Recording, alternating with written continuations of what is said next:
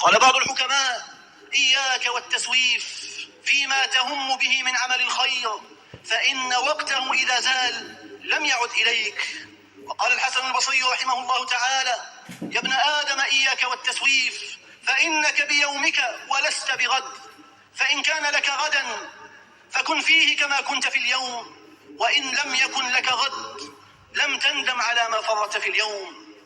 وإن في حوادث الزمان عباد الله لعبرة، فأعقل الناس من وعظ نفسه بما يجري من تغير الأحوال، واعتبر بما يرى من مصارع الناس، ولم يلدغه عدوه من جحر المرات.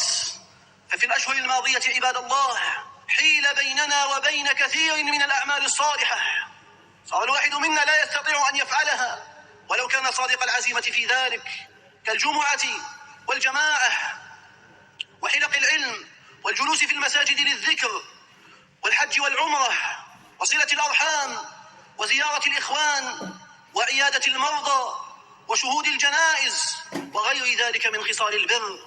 فلنا في ذلك عبرة عباد الله، وهو أن نعلم أن أبواب الخير إذا كانت مفتحة فلا بد أن نسابق إليها، ولا بد أن نجتهد في أخذ حظنا منها، لأننا لا ندري متى يحال بيننا وبينها.